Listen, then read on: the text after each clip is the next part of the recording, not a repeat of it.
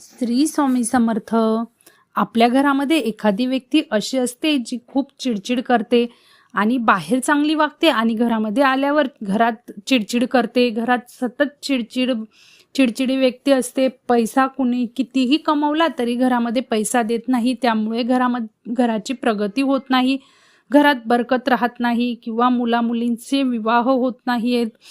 कधी कधी वाटतं कोणी आपल्याला करणीबाधा केली आहे असं वाटते. आपण डिप्रेशनमध्ये गेल्यासारखे वाटते आणि आपल्याच घरामध्ये आपल्याला थांबावंसं वाटत नाही. पती किंवा आपला मुलगा व्यसनाधीन झाला आहे आणि आपल्याला सतत काळजी वाटत असते, चिंता असते, टेन्शनमध्ये आपण सतत असतो. आपल्याला जर मार्ग मिळत नसेल तर आपण अशा वेळेला फक्त ही 2 मिनिटाची स्तोत्र म्हणायचे आहे, ज्याला फक्त 2 मिनिटे लागतात. हे अतिशय प्रभावी असे स्तोत्र आहे जे आपण जर नित्यनियमाने रोज हे स्तोत्र म्हटले तर या सर्व ज्या आपल्या समस्या आहेत त्यातून आपल्याला नक्कीच मार्ग मिळेल. इतकं प्रभावशाली हे स्तोत्र आहे जे म्हणायला फक्त 2 ते 2.5 मिनिटे लागतात. तर अशा ह्या प्रभावशाली स्तोत्राची माहिती मी आज तुम्हाला सांगणार आहे. तुमच्या घरामध्ये ज्या काही समस्या आहेत, इडापिडा आहे, त्या सर्व नष्ट होऊन घरामध्ये एकात्मता, सकारात्मक वातावरण, आनंदी वातावरण राहील आणि तुमच्या घरातील सर्व व्यक्ती हे आनंदित राहून एकत्र मिळून मिसळून राहतील आणि तुमचं कुटुंब आणि तुमचं मन हे भयमुक्त होईल आणि भयमुक्त करण्याचे सामर्थ्य ह्या स्तोत्रामध्ये आहे. तर इतकं प्रभावशाली हे स्तोत्र आहे. तुम्ही ह्या स्तोत्राचं नित्यसेवेमध्ये जरूर पठण करायला घ्या. तुम्ही जर चिंता करत असाल, टेन्शनमध्ये राहत असाल, डिप्रेशनमध्ये राहत असाल, तर वाईट विचार तुमच्या मनामध्ये येत असतील, वाईट स्वप्न पडत असतील, तर त्यातूनही बाहेर पडण्यासाठी आपण या सिद्ध मंगल स्तोत्राची सेवा करू शकतो. हे तुम्हाला गुगलवरही मिळेल किंवा यूट्यूबवर देखील मिळेल.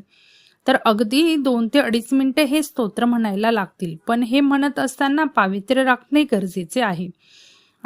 देवासमोर दिवा लावायचा आहे, अगरबत्ती लावायची आहे आणि आसन टाकून बसायचे आहे. आणि तुम्हाला जर शक्य असेल तर 12 वेळेस हे सिद्ध मंगल स्तोत्र तुम्ही म्हणायचे आहे. तर तुम्ही हे नित्यसेवेमध्ये देखील ॲड करू शकतात. जर तुम्हाला हे रोज 12 वेळेस म्हणणे शक्य नसेल तर तुम्ही 1 वेळा देखील म्हणू शकतात. पण शक्य असेल तर 12 वेळेस म्हटलं तर अतिउत्तम राहील. सिद्धमंगल स्तोत्राचे आपण अनुष्ठानही करू शकतो. तर 11 दिवसांचे, 21 दिवसांचे, 41 दिवसांचे किंवा 51 दिवसांचे अशा पद्धतीने अनुष्ठान आपण करू शकतो. सकाळी किंवा संध्याकाळी तुम्हाला जेव्हा दिवसभरातून वेळ मिळेल तेव्हा तुम्ही या स्तोत्राचं पठण करू शकतात.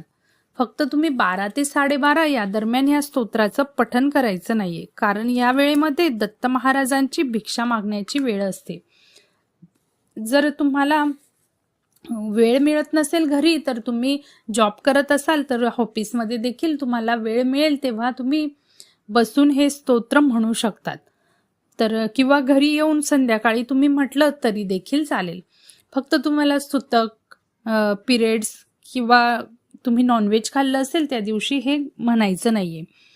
तर नॉनव्हेज तुम्हाला खायचं असेल तर तुम्ही अगोदर सकाळी उठून आंघोळ वगैरे करून अगोदर हे स्तोत्र म्हणून घ्यायचं आहे आणि मग दिवसभर तुमची काय पुढची कामे असतील ते करायचे आहेत. काय तुम्हाला खायचं असेल ते खाऊ शकतात. पिरियड्समध्ये घरामध्ये कोणीही दुसऱ्याने म्हटले तरीही चालेल, पण आपल्याला पिरियड्समध्ये, सुतकमध्ये हे स्तोत्र म्हणायचे नाहीये. आणि तुम्ही जर कुठे गावी गेलात तर तिथे देखील तुम्ही हे स्तोत्र म्हणू शकतात. तुम्हाला जर अनुष्ठान करायचे असेल तर संकल्प करणे जरुरी आहे.